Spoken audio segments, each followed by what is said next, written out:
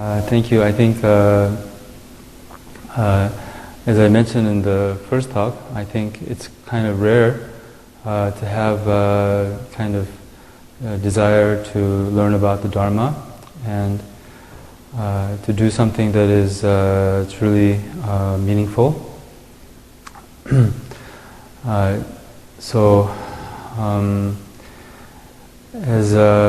As you can see, I'm a Tibetan monk. Can you? I don't know if you can recognize that or not. Do you know the? How many of you know the Dalai Lama? Yes, I think most everyone. Do you know, sir? Yes, you know of him, right? Not personally. Yes. I'm in the same tradition as His Holiness Dalai Lama. And so in Buddhism, we have three major traditions. Do you know what they are? No. Anyone? Theravada? Yes. Theravada or Zen, and then Tibetan Buddhism. These are the three major traditions. Zen. So the Zen is Mahayana, and so is the Tibetan Buddhism is also Mahayana. But basically, there are three major traditions. The Theravadan traditions, that includes the Theravadan countries. Do you know the Theravadan countries? Which are the... there's Buddhist countries, they're all in the east. And traditionally, there's the Theravadan countries, which are Sri Lanka, Myanmar, Thailand, mostly in the south, and also Vietnam. And then there's the Zen tradition, and this is in Korea we have the Zen tradition. In Korea they call it Sun, and then in the Zen tradition, how many countries? What countries are in the Zen tradition? China. Japan, Tibet, no. Pardon?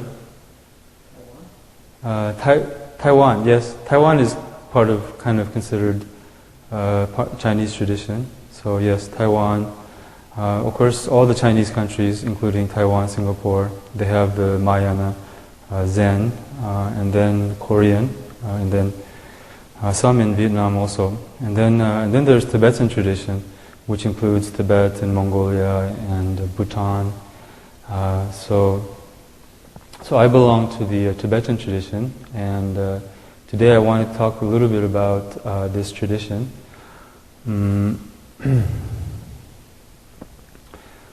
So in the Tibetan tradition, we have it's called the Vajrayana. And Vajrayana basically deals with, it's a little bit like the Zen tradition, because both the Zen tradition and Vajrayana is considered esoteric Buddhism. And do you know?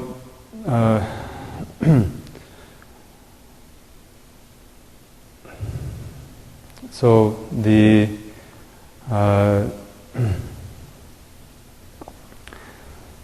in the 7th or 8th century,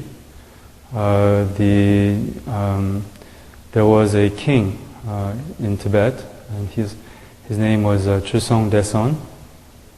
And before the 8th century, or I can't remember if 7th or 8th century, Tibet was kind of a very wild country, and kind of they were known to be great and fierce fighters, and everyone were afraid of the Tibetans because they were so fierce in their fighting. A little bit like the Koreans. Koreans are also known to be fierce in combat. So in the 7th century, this king Chusong Deson, he wanted to bring, he became very interested in Buddhism. He was a great king and a great man, and a very kind of a good king and a good man. And so he wanted to bring Tibetan Buddhism into the, he wanted to bring Buddhism to Tibet. And there was he had built a monastery. This was the first monastery in Tibet. It's called Samye. And at this monastery, he invited the Tibetan master called Kamala, not Tibetan master, sorry, Indian master called Kamala Shila. And he represented Indian Buddhism. At the time, Indian Buddhism was the Nalanda. Have you ever heard of Nalanda University? No? Yes. Okay. This was a great learning institution, one of the greatest learning institutions in the history of the world. It had over 100,000 students and over 10,000 monks just at this school. And it had this extremely deep and kind of wonderful academic tradition, which was the academic tradition of the Nagarjuna, which is called the Middle Way. And have you ever heard of the Middle Way? Madhyamika? Anyone? It's the central philosophy of Buddhism. Have you ever heard of the Heart Sutra? Yes, we just recited the Heart Sutra. That's the Middle Way. Sometimes it's called emptiness. But basically, so it's about the absolute nature of reality. What is this world about?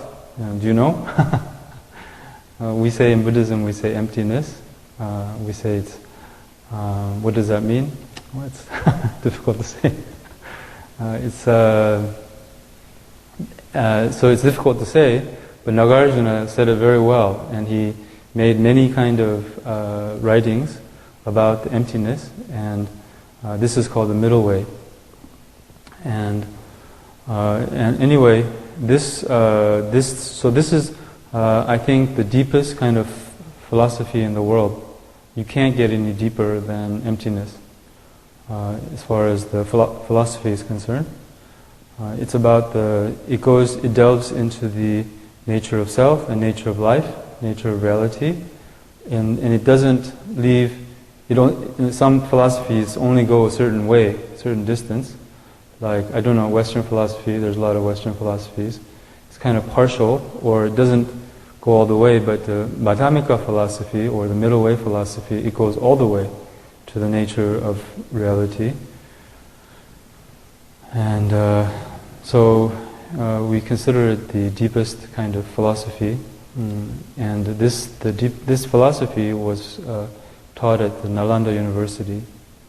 And so, so now back to the 8th century, when in Tibet there was this king, and he had called the Kamala Shila from India, and then he had also invited a Mahayana monk, a Zen monk, called, his name was in fact Mahayana, and he had called him from China, and so there was a debate between this Huashang, this Chinese monk, I can't remember his exact name, something Mahayana, but he was a Zen monk. And you know a little bit about Zen philosophy or Zen practice?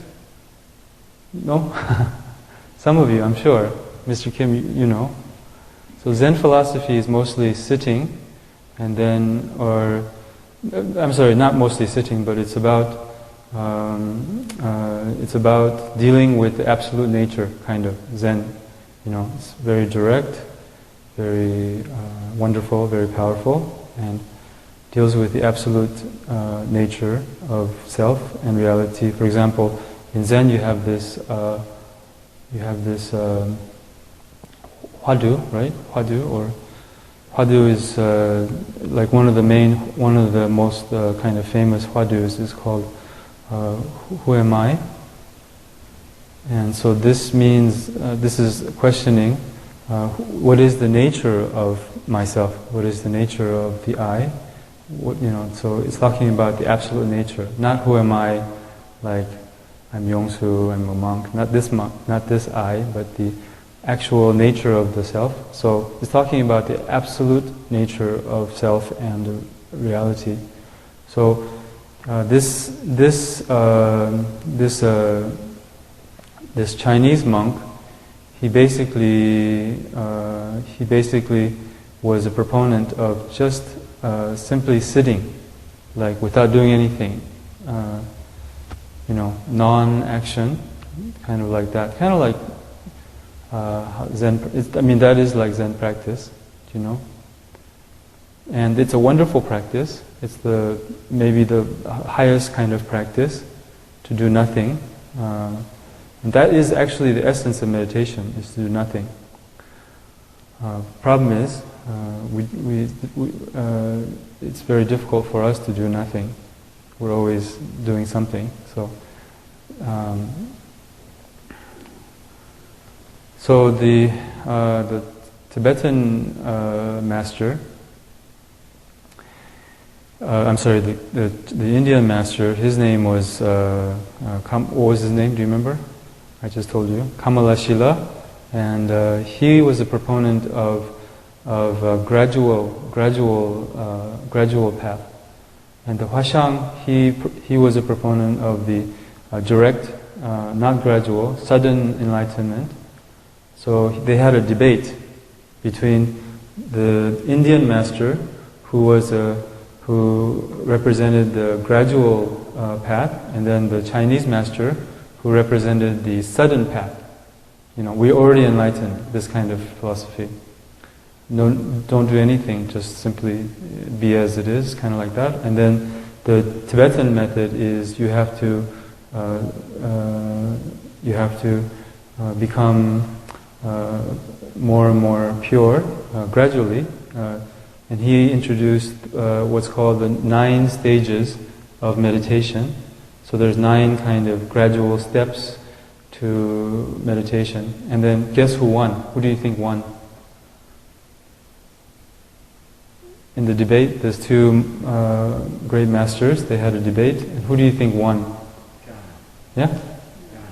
China. China versus India. Maybe now China would win. But back then, during that time, who do you think won? Not China. It was the Indian master. So Tibet adopted the Indian kind of Buddhist system from Nalanda, and so now in Tibet there exists this same Buddhism that existed in Nalanda, and this Buddhism has the philosophy is the Nalanda philosophy of the middle way, which is extremely kind of deep and vast, and then the other and then the practice they adopted was the Vajrayana practice, and the Vajrayana practice deals with sometimes it's called the secret mantrayana. Have you ever?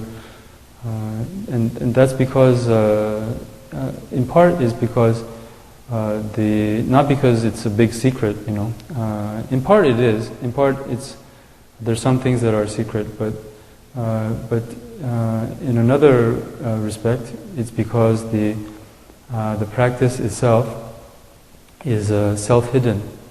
It can be if you read the practice, or if someone teaches you the practice, you don't understand because it's kind of hidden to the normal person. If you are ready, if you have enough merit, then you can understand the teachings and practice. So, yeah. So now I want to show you this slideshow. maybe we do the slideshow now, and then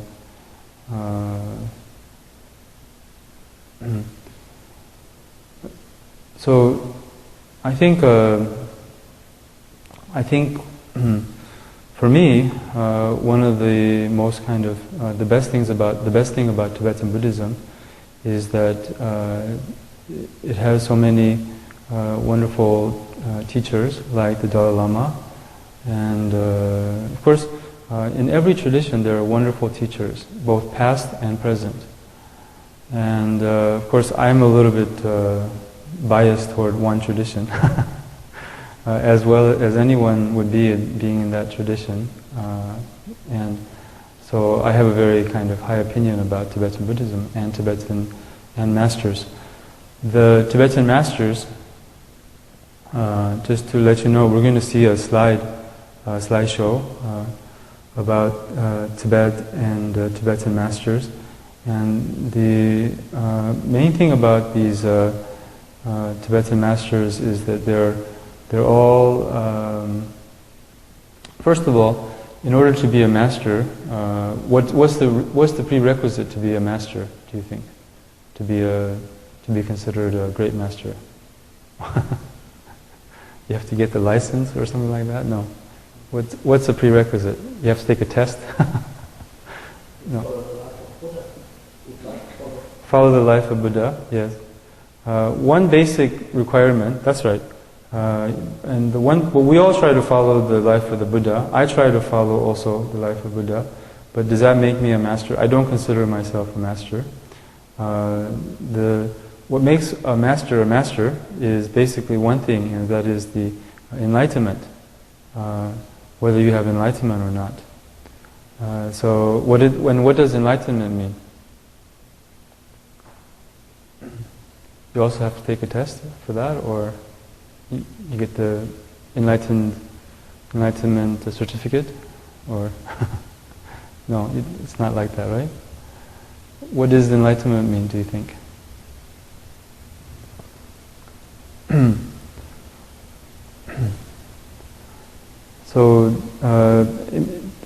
So enlightenment from Buddhism it means that you have we call it realization. Realization of the nature of the self, and the realization of the nature of reality, and you get that realization through meditation. So when you become enlightened, you understand the nature of reality and the nature of self. And when you also, one kind of bonus of becoming enlightened or understanding or realizing the nature of reality is that you have compassion automatically because you see others. For one, you see the others are just like you in potential. They're all enlightened beings in potential, but they don't realize it. And they also, the other beings, they don't realize the nature of existence, so they suffer, and through ignorance. And because of ignorance, then you have the attachment and hatred and other kind of defilements or kleshas. So, I think one very kind of, as I said, for me, the most appealing aspect of Tibetan Buddhism is there are these enlightened masters, and I want to show you some pictures of them, and I want to tell you a little bit about them before you see pictures of them. But what do you think are some qualities of an enlightened master would be? Compassionate, that's right. So an enlightened being is someone who are solely concerned about the happiness of others, and also to bring them to the ultimate happiness, which we call enlightenment. And so that's the difference between like someone like an ordinary person and an enlightened person. What does an ordinary person think about or concerned about? That's right. Materialism, and mostly on the fundamental level, things like materialism is because on the fundamental level, each person, we want what's best for ourselves. And from the morning till evening, we basically are concerned about how to bring our own self happiness or comfort or health or wealth, this kind of thing. So an enlightened being, he sees the nature of existence to be kind of like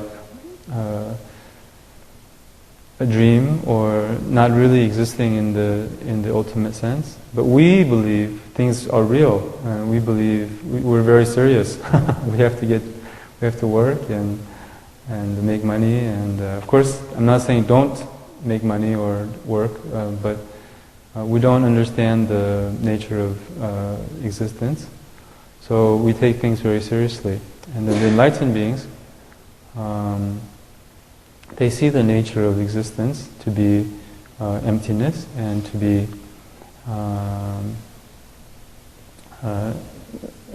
impermanent, and kind of like a dream. We say in Buddhism, we say life is like a dream.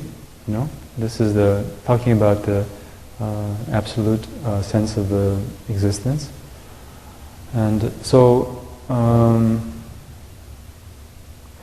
what's another quality of an enlightened teacher, enlightened being?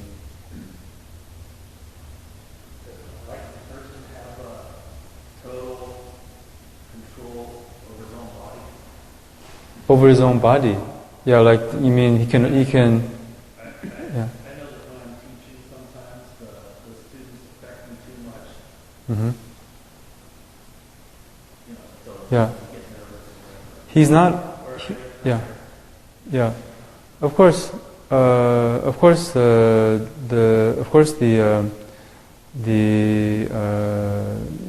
This enlightened person, he has a body that gets sick, that gets tired. But like for example, we might, but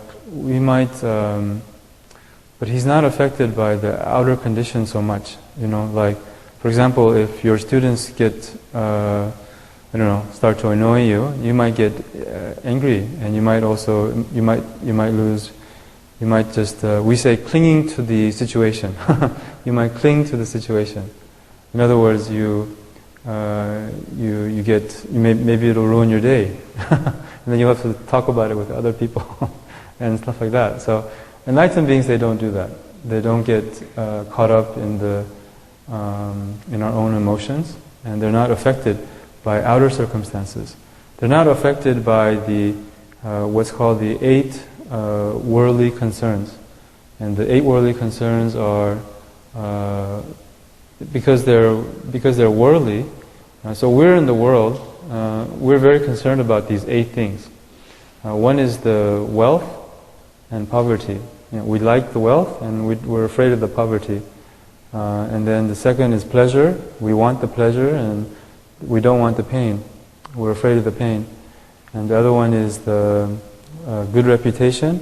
And the other one is we want the good reputation. We're afraid of the bad reputation.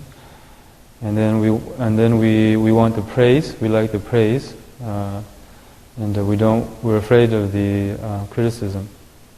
So enlightened beings, they're not bothered by these things. So you give lots of money to an enlightened person, and of course they're happy. They're not too overjoyed, but they're happy because now they can help people with the money in this kind of reality, and they can. And then if you take all their money away, oh yeah, it's okay, no problem.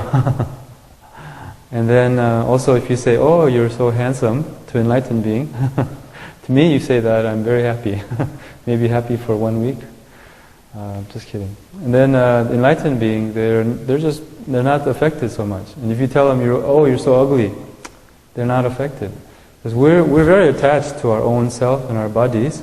So anything we see, this body or self, any kind of praise or then we're very happy. And then any kind of bad things you say about the body or self, because we identify with this self, then we're sad, depressed. So practice makes you become less and less affected by these things. And then what happens is your inner strength grows, our inner confidence, and our inner sense of well-being and happiness, which is unconditional, which is who we are already. By practice we get rid of so many of these concepts and habits we have. So, yes. And then, so they're not affected by outer circumstances so much. They have this centeredness and inner strength and unshakable joy and and relaxed. You look at these pictures, you'll become more relaxed because just to see them, I'm sure you'll be more relaxed because they're always relaxed, never ruffled. I was late. I was like 1 hour late to pick up one teacher of mine here in Korea, I was panicking, because it was a traffic jam, and I went to pick up this teacher, and he was very relaxed. He smiled, and he didn't care at all, And then we went to this restaurant where all these people were waiting, and we were 1 hour late or something like that. And the owner of the restaurant, who was a Buddhist, he was very upset. So I thought this is the difference between ordinary being and enlightened being. So then they're very relaxed, and this is when you see or meet an enlightened being, he shows you our potential, who we will become if we practice, and he shows you our potential of what we can become, like calm, peaceful, relaxed, strong, confident, compassionate, loving, understanding, all those things. And these qualities are what we call inner qualities, and they're not something you really develop. They're more something like you reveal, because they are who we really are. And so this, when you meet an enlightened being, you see who our best side, or what we can become. So yes, so I think for me, my life has been changed by meeting these great Tibetan masters, and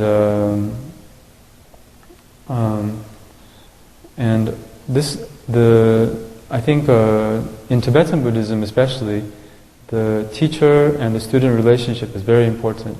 Teacher is very important in Tibetan Buddhism. In Buddhism in general, the teacher is very important. When Buddha passed away, he asked Ananda. No, Ananda asked him. Sorry, he said, Buddha, after you leave,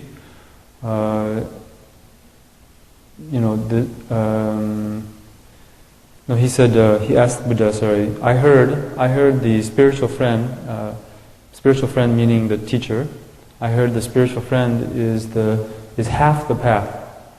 And then the Buddha said, no, the spiritual teacher is all the path. So this shows the importance of the teacher in Buddhism. Because the teacher basically, his job is to make you enlightened. That's all he's concerned about. He's concerned about helping others realize their full potential. That's their job. They have so when you meet when you make a connection with the teacher, then through this connection, we ourselves can become enlightened. It's like one candle that gives the light to another candle, It's we have the potential to be lit or to be enlightened, like a candle. Like a candle who is not that's not lit.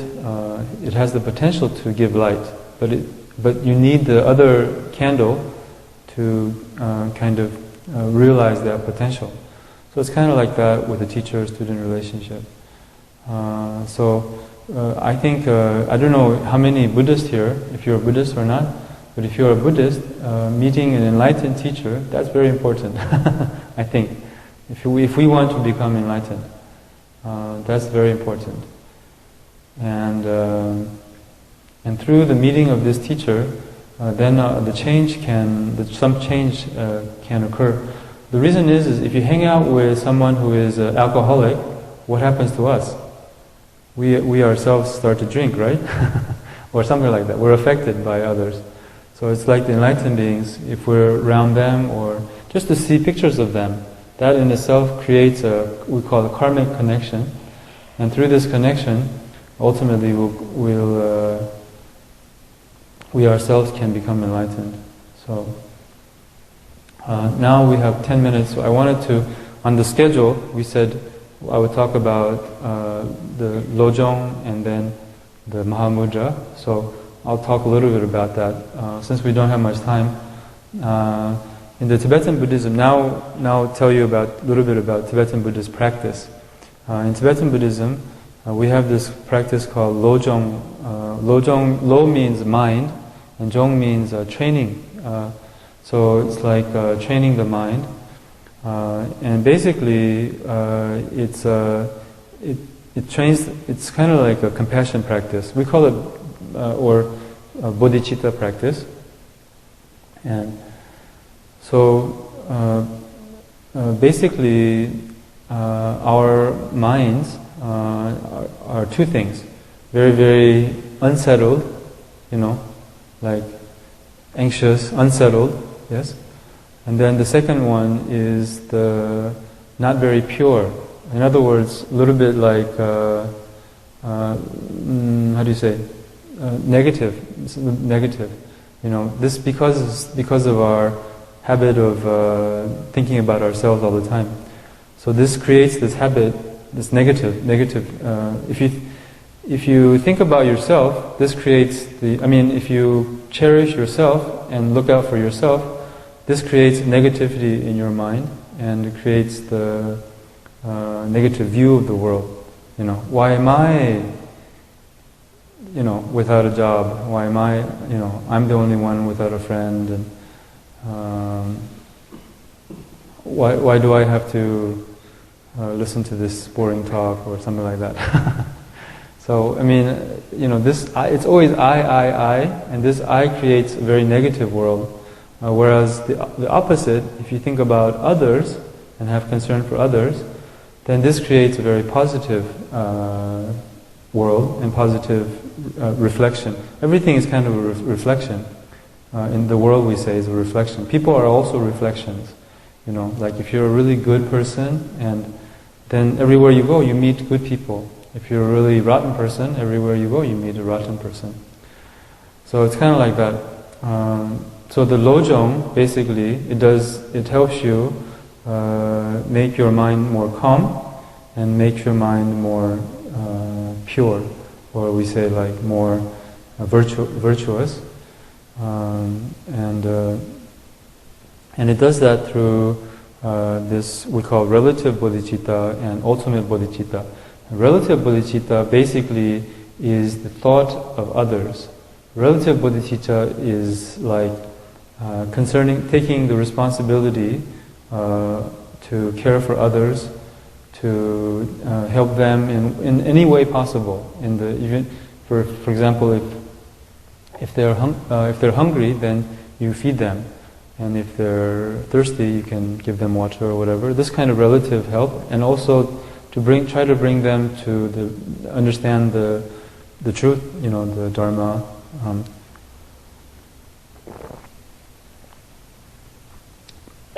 So sometimes the relative bodhicitta, we call it altruistic intent. altruistic intent, which I think it's like magic, this altruistic intent. If you have this altruistic intent, then immediately you feel more comfortable, immediately your heart opens, and you have health benefit also. Because we say like this is the wish-fulfilling jewel, and it brings every kind of goodness, thinking about others. This is the kind of like cure, panacea. Yes, it's the most precious kind of mind or attitude. And then the ultimate bodhicitta deals with emptiness, or the ultimate nature of reality. So with these two methods, this we call Lojong. And through these methods, in the Tibetan Buddhism, this is kind of like the, kind of like the fundamental practice or basic practice. So upon doing this practice, the Lojong, then we do later, if we have the qualification, we do what's called the Mahamudra.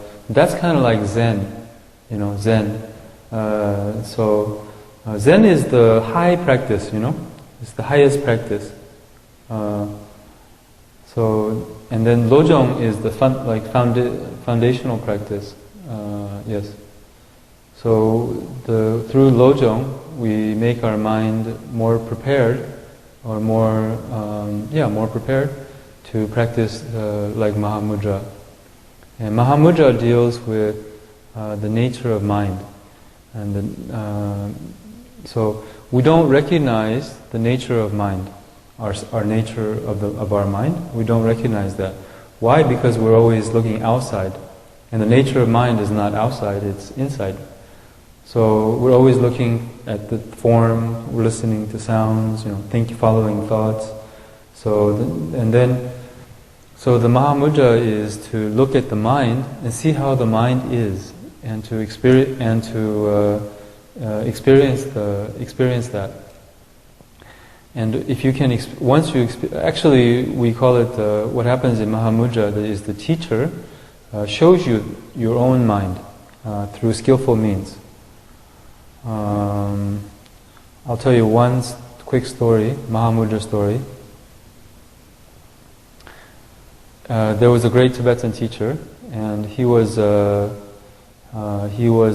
talking to a student, and he asked the student, "So you still don't understand Mahamudra?" And the student said, "No, I don't understand." And the teacher said, they were sitting on a hill, and below there was this monastery. And he said, "Do you hear the dogs at the monastery?" And the disciple said, "Yes, teacher, I hear the dogs." And then he said, "Do you see the moon?" This was at night. "Do you see the moon over there?" And he looked at the moon and he said, "Yes, teacher, I see the moon." And he said, "That's Mahamudra." And then he realized of his own mind, or the nature of mind. Yeah, kind of like the mind. So once you have the experience of your own mind, then you can practice Mahamudra, or Zen, or this kind of practices. And then you try to, basically, there's the nature of mind, and then there's the mind, relative mind. There's kind of a difference. Relative mind is, what do you think the relative mind is? Everyone has its own reality. That's right. The relative mind creates this own reality, this thinking, and the relative mind is talking about the thinking, thoughts. So, and the nature of mind is what the mind it really is. The mind. But you can't really describe it. You just have to experience it, even though there's a lot of descriptions of it. Like we say, nature of mind is like pure and awareness and things, these kind of words, right? But you don't really understand it unless you can really experience it. Then, if you can experience the nature of mind, that's how you start to practice Mahamudra. Or really you understand how to meditate. Okay, so I think it's very difficult, I think, to explain the Lojong and Mahamudra in a very short time. So basically in Tibetan Buddhism, the Lojong practice is it's on the relative level, is just, for us, we're always trying to, we're always thinking, we only understand our perspective. You know, like for example, if I have an argument with Mr. Kim, and then I think about my side, Mr. Kim thinks about his side, right? And then we don't try to understand the other side. We have thoughts about how bad the other person is, right? Or how I'm right, and this, like this, right? So Lojong is try to understand the other side, and then try to understand their perspective, and let go of our own kind of ideas about what's, you know, when we have an argument, we have many ideas, right? Like we have many thoughts. So Lojong means to let go of those thoughts and try to understand the other side, and then try to understand. Let go of your own ideas and try to understand the other side, and that's very, very helpful to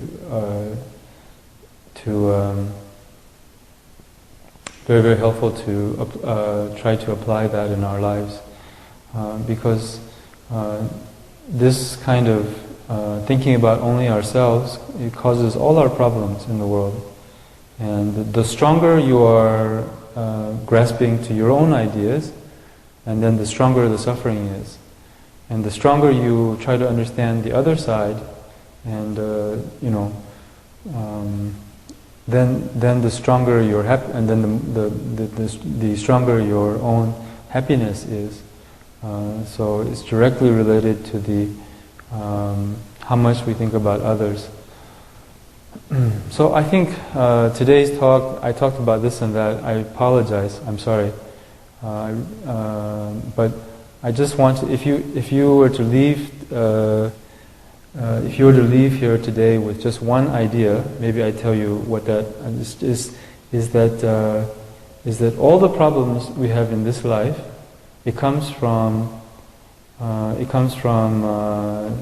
only thinking about ourselves. So when you are suffering, is because you should remind yourself, is because of you're concerned about yourself, how to become happier, how to be more healthy, or why am I not this and that.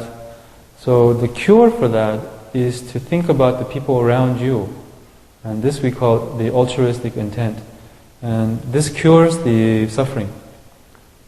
So it's like, for example, this depression, that's because of the self-absorption. You know, you're absorbed in your own self, and the cure for that is to be absorbed in to be concerned about others, and to try to make others happy. And then the result is we get our own happiness as a byproduct, and then we don't have to work for our own happiness separately. That just comes. So if you remember one thing at all for this talk, then just this helps me a lot in the daily life. So it's just to think about when you have suffering, then try to let go of your own desire for happiness, and try to make the people around you happy, whether it's your family or friends or people or society. Then all your problems are solved, and then your happiness, your own health, comes just naturally. So, yes. Okay, so now we see the slideshow. Okay, we'll see the slideshow. Thank you. Oh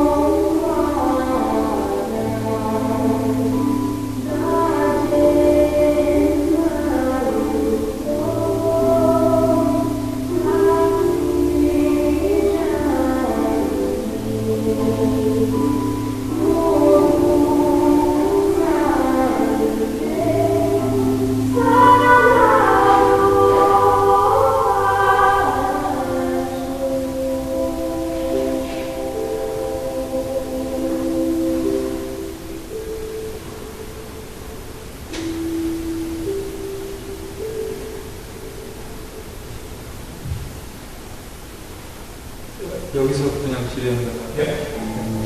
오케이.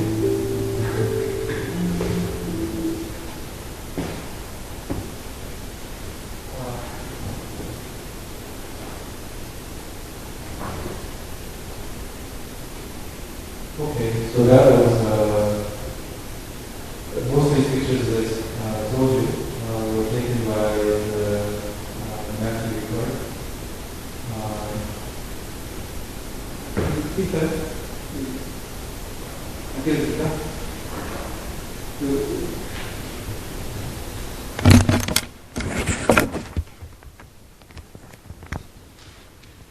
okay.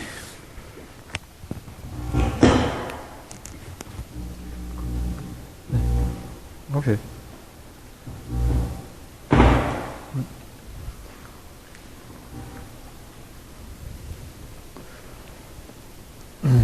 So, yes.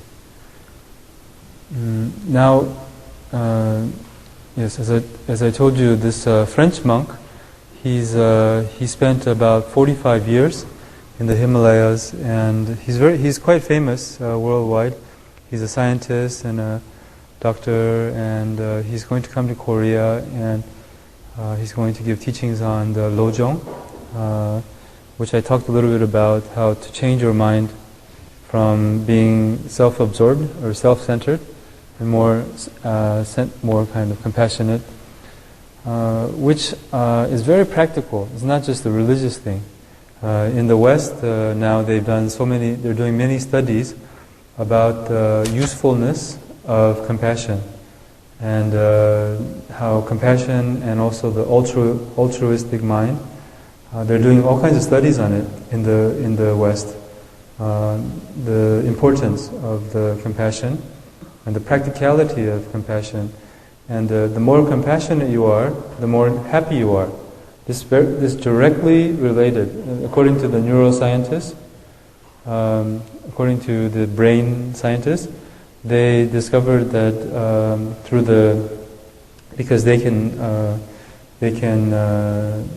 see the activity in the brain, and then when you have a compassion, then it automatically triggers the activity where it deals with happiness. So it's very simple, isn't it? If you want to be happy, you have to have compassion. If you want to be miserable, then you have to have the self-centeredness. Of course, the self-centeredness we don't need to cultivate. We have a lot of that already. We're like masters in that category, because we have a lot of practice in that. But conversely, we don't have a lot of practice in the altruism or thinking about others or compassion. Is there anyone here who has too much compassion and they can't handle it because you have too much compassion? We don't normally. We don't have enough compassion. We have a lack of compassion. But the other one, self-centeredness and thinking about ourselves, and then this kind of, and also which creates the negativity. This we have a lot of in general. This is kind of the state of our mind. Only because we haven't understood the practice, before, and so now it's a question and answer time. So if you have any questions.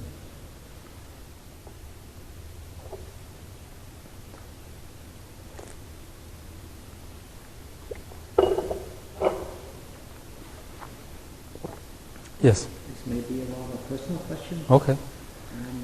How long does it in average take to get the enlightenment? Get enlightenment. Yes. How long did it take yourself? Okay. When you had the feeling that... His question is, how long does it take to get enlightenment? That's a very good question. It takes 3 months, 5 days, 2.5 hours. So,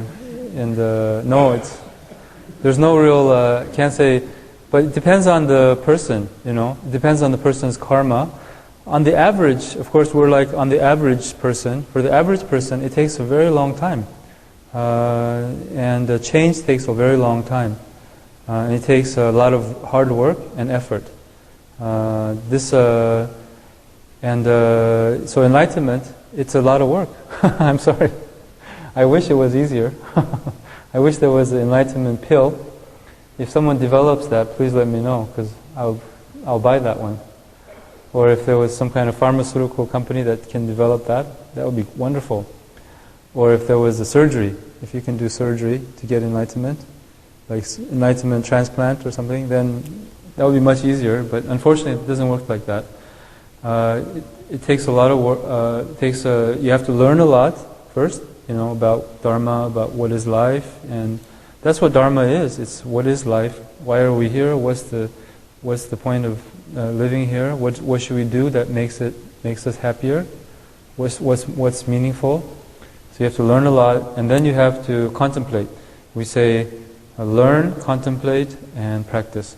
It's munsasu in Korean, but so you have to learn, and this learning is reading books and also going to teachings, and then the second one is contemplate. That means to think deeply about your own life. What do I want to do with my life, and how does the Dharma fit in my life, and how to make the rest of my life more meaningful. This kind of thinking, very deep contemplation, and then you have to practice. Practice basically means meditation. Meditation means to discover our own nature, which is the Buddha nature, we call it, and this is unlimited kind of potential, unlimited knowledge and love and compassion and happiness. So to discover this is what we call practice, and we do that through meditation. So it takes, but if you have the good karma and you already practiced a lot in the previous lives, then the sixth patriarch, you just become enlightened very quickly. But most of us, we don't have that good karma, so we have to practice. Most people in general, we have to practice and work hard and for a long time. But we always say this practice, in the beginning, it's worthwhile, meaningful, and brings satisfaction. In the middle, it's worthwhile, meaningful, and brings satisfaction. And in the end, it's worthwhile, meaningful, and brings satisfaction. So in other words, it's a good path. It brings the real satisfaction. So it's not something. It's not going to disappoint you if you go on the path to enlightenment. Everything else kind of disappoints you in this world. That's how this world works. Everything in this world disappoints you, except for the Dharma. The more Dharma or this kind of the good things, the truly good things like love, compassion. These things, they don't disappoint, and you can keep cultivating forever. But anything in the world, it's eventually, any job, all the money, it's all disappointing eventually. Yeah. So, okay. It just said Oh, yeah. So the practicing is graduate, not examining Right. subject. And as I know, Southern Buddhism also a very great. We have certain stages for practicing graduate. So what's the difference between Buddhism from Southern Buddhism, Asian Buddhism, and between them and the Tibetan? So in the way of graduate. You mean the Theravadan countries and the Tibetan Buddhism? Yeah. Okay. You mean the Vipassana tradition and the Tibetan Buddhism? What's the difference? We are also graduated Yeah, the Theravadan tradition. Yeah, that's right. I just want to say one thing about he asked how long I took to get enlightenment or something. I know I'm not enlightened, and just a beginner. I'm just a beginner on the path, just like all of us are probably. It's going to be a long way for me, I think. So, yeah. And okay, so getting back to her question is, what's the difference between the Theravadan tradition, which is also gradual, gradual path, and then Tibetan tradition. The difference is the Theravadan tradition is what we call the Hinayana vehicle, or the basically they don't have this concept of bodhicitta, and they don't have the concept of the emptiness of phenomena. Or in other words, they don't have, like, for example, the Heart Sutra in that tradition. In the Tibetan tradition, of course, the Heart Sutra. In other words, the emptiness of phenomena. They don't have that in the Theravadan tradition, and they have the emptiness of self, but they don't have the emptiness of phenomena. And so, and then the one of the major differences is the bodhicitta. Because it's not a Mahayana, they don't have the concept of bodhicitta, even though they have concept of compassion. Basically, the difference between, they both have meditation, and on the fundamental level, it's similar, very similar, But the difference between Tibetan Buddhism and Theravadan Buddhism is, we say that Theravadan Buddhism is they deal with the cause of samsara. And what's the cause of samsara? Suffering. Cause of samsara. What's the cause of suffering? Our attachment. That's right. So the cause of samsara is, we say, the attachment, or and then from attachment you get anger and other kleshas. So we say the kleshas, or attachment. And so the Theravada tradition, their whole point is to get rid of the attachment. And the Tibetan tradition, we start from the end, or we say the lamdre, which means the lamdre. No, that's the path. The fruit is the path. We say fruit is the path. So the result is the path. So in Tibetan Buddhism, the Buddha nature is the path. Buddha nature. So I think, I think that's the major difference between the Theravadan tradition and Tibetan tradition. Yeah. Okay. Yes. This Buddha nature, they don't talk so much about in the Theravadan tradition. They don't talk about it, I don't think, at all. In the Mahayana, then they talk a lot about Buddha nature in Mahayana.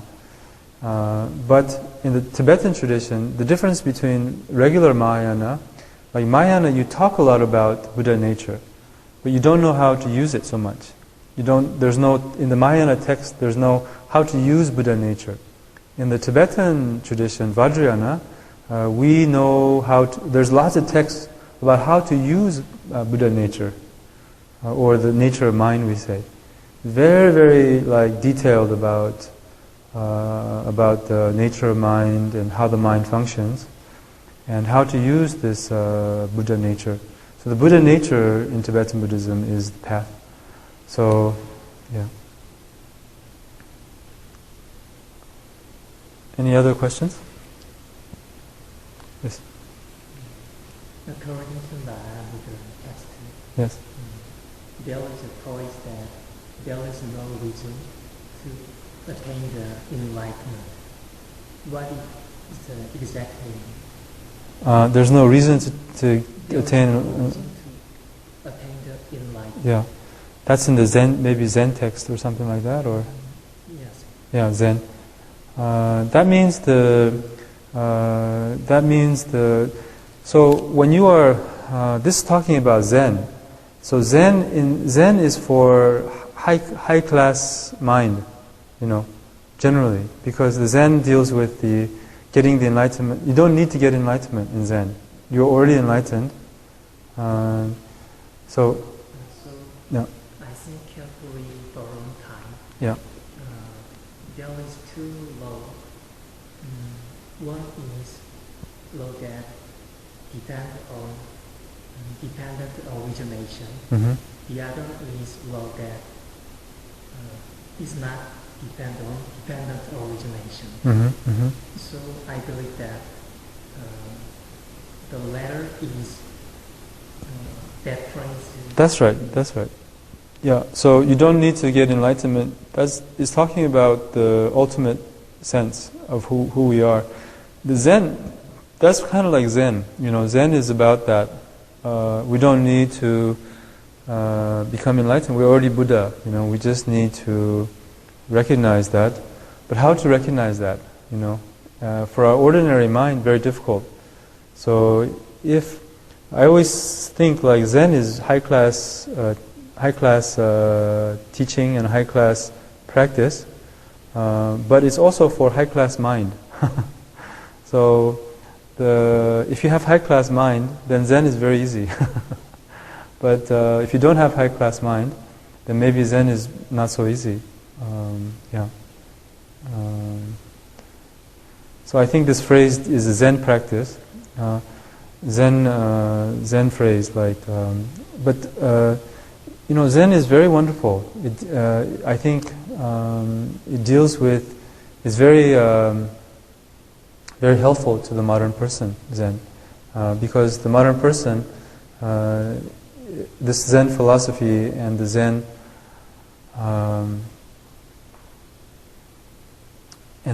kind of practice, because the modern person, they want the high practice, and they're also, I think, the modern person, they have more inclination toward the high practice. So I think it's very, very helpful to practice Zen and to learn about Zen philosophy. This also said in the Tibetan tradition also. They say in the modern time, in this time, very helpful to teach Mahamudra and to practice Mahamudra, because the modern person, they have more inclination toward this kind of high-class practice. But at the same time, I think you can try to do regular practices like shamatha, which is a kind of fundamental practice to prepare your mind better for Zen, which is the gradual practice.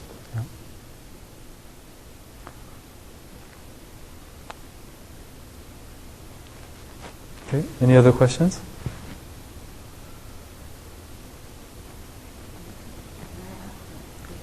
Yeah, sure. Yeah. I'm always curious about the Tibet tradition, which is born to the High Master Dr. Way. Yeah. And he has to point newborn baby Mm-hmm. to be the seat of healing. So, what do you think about this tradition? Okay. You're Chinese? I'm Chinese. Oh, okay. Are you from mainland or are you from the mainland? Okay. So her question, did you understand her question? In the tradition, the Tibet, you know about this tradition? It's the reincarnation tradition? You don't know? Okay, like Dalai Lama, for example, passed away and then they look for the new Dalai Lama. Have you seen Kundun, this movie? Yeah. And then they find a baby and they say that's the reincarnation. So this is like a system in Tibetan Buddhism. System. It's not really originally Buddhist, So it's I think this system, it brings lots of benefit to many people.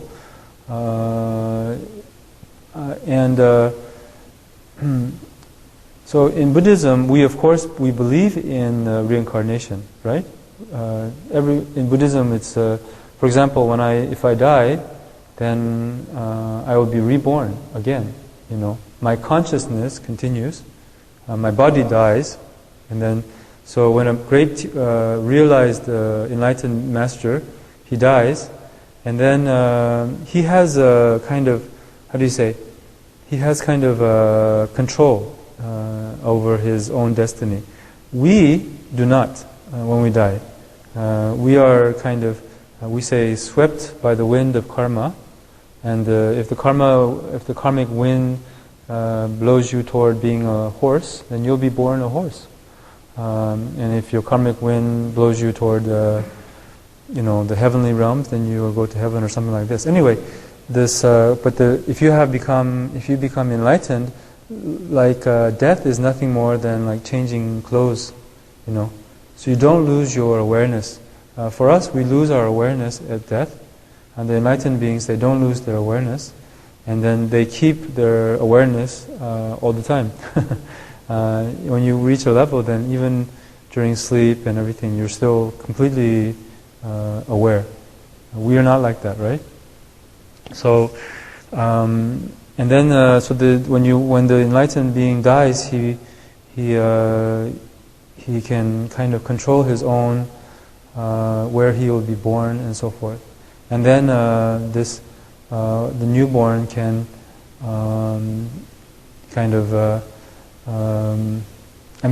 he can decide where to be born, and so his consciousness can be reborn in a certain place. It's kind of like he has control, and then that same consciousness can benefit the beings, continue again to benefit. However, this system is not perfect system. So they have some problems, it's not like a perfect system. So sometimes, and not each time is, for example, the previous, let's say, so-and-so Rinpoche, some Rinpoche, he dies, and then the same Rinpoche is picked, like this person is the second Rinpoche, reincarnation. But not always is this person the same person. Sometimes, but not always. And so it's just that this person has kind of like some kind of good karmic connection, and maybe he has the potential to fulfill the role of this Rinpoche. Yeah. So it's not a perfect system, and it's not something we should. It's not something that's so important, I think, from my own perspective, it helps a lot of people. So this system is good in some way, because, but the most important thing is, does the Lama, does the teacher have the qualification? Is the authentic teacher? Is he an enlightened teacher now? Whether he has the big name or not, it's not so important. But if he is enlightened or not, if he is a qualified teacher, if he can help his disciples, this is the most important. Yes.